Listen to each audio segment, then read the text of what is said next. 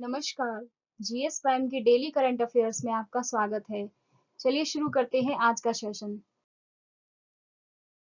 आज के सेशन का पहला प्रश्न है, हाल ही में नेल्सन मंडेला अंतर्राष्ट्रीय दिवस कब मनाया गया? इसके ऑप्शंस हैं 17 जुलाई, 18 जुलाई, 19 जुलाई या फिर 16 जुलाई। इसका सही जवाब है ऑप्शन बी, 18 जुलाई। संयुक्त राष्ट्र द्वारा हर साल 18 जुलाई को नेल्सन मंडेला अंतर्राष्ट्रीय दिवस के रूप में मनाया जाता है। यह दिन अंतर्राष्ट्रीय स्तर पर लोकतंत्र के लिए संघर्ष और दुनिया भर में शांति की संस्कृति को बढ़ावा देने में नेल्सन मंडेला के योगदान को सम्मानित करने के लिए मनाया जाता है। नेल्सन मंडेला दिवस सभी के लिए कार्रवाई करने और परिवर्तन को प्रेरित करने का अवसर है। दूसरा प्रश्न है, हाल ही में कांस फिल्म फेस्टिवल में किस फिल्म के लिए शीर्ष पुरस्कार प्रदान किया गया? इसके ऑप्शंस हैं ट्रोजन, टाइटन, सी बायोपिक या फिर इनमें से कोई नहीं। इसका सही जवाब है ऑप्शन बी, टाइटन। 17 जुलाई 2021 को कांस फिल्म फेस्टिवल 2021 का समापन हुआ। समापन समारोह में स्पाइक ली की अध्यक्षता में जूरी ने पुरस्कार प्रदान किए। जूलिया डुकॉर्नो ने अपनी फिल्म टाइटैन के लिए कांस का शीर्ष पुरस्कार पाल्मे डी ओर जीता, जिससे वह यह पुरस्कार जीतने वाली दूसरी महिला बन गईं।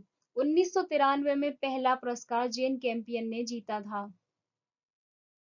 तीसरा प्रश्न है, हाल ही में किन दो प्रदेशों के उच्च न्यायालय का नाम बदलकर एक कर दिया गया है? इसके ऑप्शंस हैं केरल और तमिलनाडु, जम्मू कश्मीर और लद्दाख, हरियाणा तथा पंजाब या ऑप्शन डी इनमें से कोई नहीं। इसका सही जवाब है ऑप्शन बी, जम्मू कश्मीर और लद्दाख। जम्मू और कश्मीर के केंद्र शासित प्रदेश और लद्दाख के केंद्र शासित प्रदेश के लिए सामान्य उच्च न्यायालय को आधिकारिक तौर पर जम्मू और कश्मीर और लद्दाख के उच्च न्यायालय के रूप में बदल दिया गया है। यह आदेश केंद्रीय कानून और न्याय मंत्रालय, न्याय विभाग द्वारा अधिसूचित किया गया था। राष्ट्रपति रामनाथ कोविंद ने जम्मू और कश्मीर पुनर्गठन अधिनियम 2019 की धारा 103(1) को प्रदत्त शक्तियों के प्रयोग में परिवर्तन को प्रभावित करने के लिए जम्मू और कश्मीर पुनर्गठन आदेश 2021 पर हस्ताक्षर किए हैं। चौथा प्रश्न है, बांग्लादेश के नोबेल पुरस्कार विजेता मोहम्मद यूनुस को किस पुरस्कार से सम्मानित किया जाएगा? इसके ऑप्शंस हैं पुलित्जर पुरस्कार, ओलंपिक पुरस्कार, नोबेल पुरस्कार या फिर ऑप्शन डी इनमें से कोई नहीं।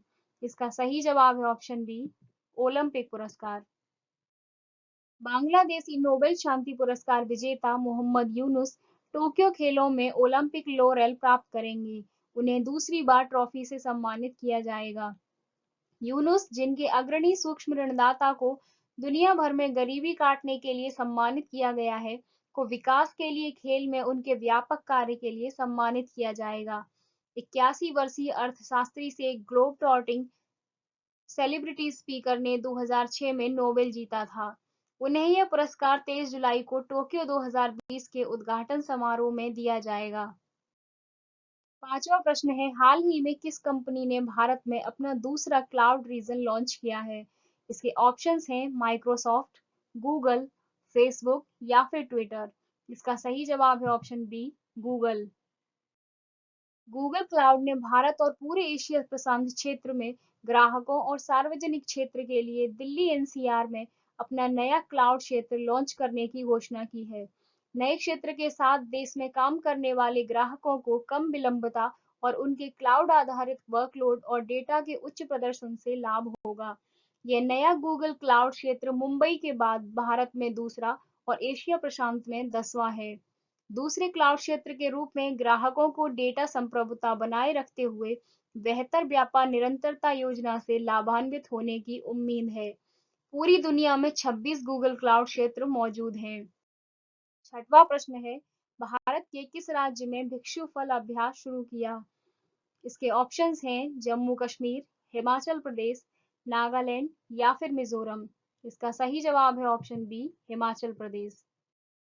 चीन से भिक्षु फल यानी मोंक फ्रूट, जो एक गैर कैलोरी प्राकृतिक स्वीटनर के रूप में अपने गुणों के लिए जाना जाता है, को हिमाचल प्रदेश में पालमपुर स्थित वैज्ञानिक अनुसंधान और औद्योगिक प्रौद्योगिकी संस्थान हिमालय जैव संसाधन प्रौद्योगिकी संस्थान यानी council of scientific research and industrial technology institute of Himalayan bio resource technology यानी CSIR ISBT कुल्लू द्वारा फील्ड परीक्षण के लिए पेश किया गया था। CSIR ISBT द्वारा चीन ने अपने बीज आयात करने और इसे घर में उगाने के 3 साल बाद फील्ड परीक्षण शुरू हो गया है। 7वां प्रश्न है, हाल ही में जारी WWF रिपोर्ट के अनुसार भारत की कितने प्रतिशत टाइगर रेंज संरक्षित क्षेत्रों से बाहर है? इसके ऑप्शंस हैं 20%, 35%, 30% या फिर 40%।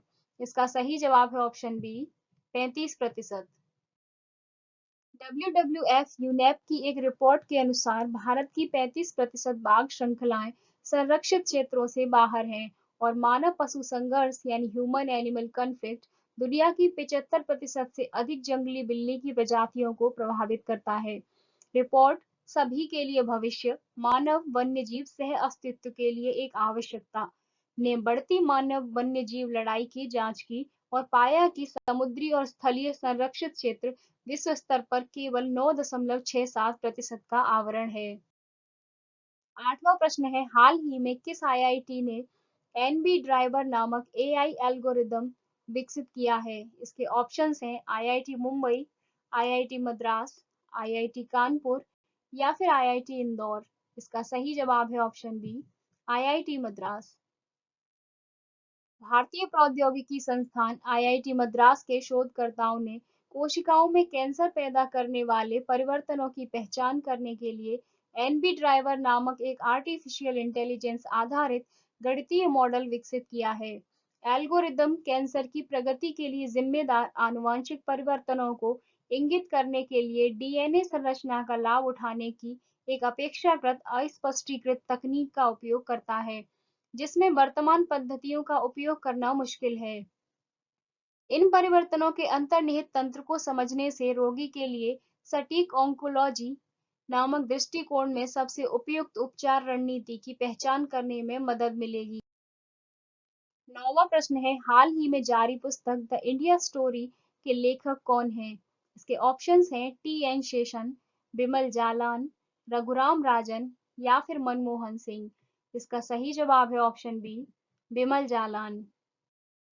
RBI के पूर्व गवर्नर बिमल जालान ने द इंडिया स्टोरी शीर्षक से एक नई पुस्तक लिखी है। पुस्तक भारत के आर्थिक इतिहास पर केंद्रित है और इसका उद्देश्य भारत की राजनीतिक अर्थव्यवस्था के भविष्य के लिए उदाहरण प्रदान करना है। उन्होंने इन नीतियों को लागू करने में शासन की भूमिका के बारे में बात करने के लिए अर्थव्यवस्था के मैट्रिक्स से परे यानी beyond the matrix of economy को आगे बढ़ाने से पहले अतीत से सीखने पर अंतर्दृष्टि प्रदान करने के लिए 1991 से 2019 तक भारत की आर्थिक नीतियों का पता लगाया। उन्होंने इंडिया देन एंड नाउ और इंडिया अहेड किताबें भी लिखी हैं। आज के सेशन का अंतिम प्रश्न है, हाल ही में किस राज्य सरकार द्वारा एक ब्लॉक एक उत्पाद योजना शुरू की गई है? इसके ऑप्शंस हैं उत्तर प्रदेश, हरियाणा, पंजाब या फिर तेलंगाना। इसका सही जवाब है ऑप्शन बी, हरियाणा। हरियाणा सरकार जल्द ही एक ब्लॉक एक उत्पाद योजना यानी one block one product scheme ग्रामीण क्षेत्रों में छोटे उद्योगों को प्रोत्साहित करने और बढ़ावा देने के लिए शुरू करेगी। इस योजना के तहत राज्य सरकार राज्य के हर ब्लॉक को किसी न किसी औद्योगिक दृष्टि से जोड़ने की योजना बना रही है और सरकार इस योजना पर तेजी से काम कर रही है। समूह में ही common service, lab testing, packaging, transportation, accountancy की व्यवस्था की जाएगी। MSME के तहत लागू की जा रही हरियाणा की एक जिला एक उत्पाद योजना पूरे देश में एक मॉडल के रूप में सामने आई है। फिर मिलेंगे कुछ नए प्रश्नों के साथ। Thanks for watching. Please like, share and subscribe.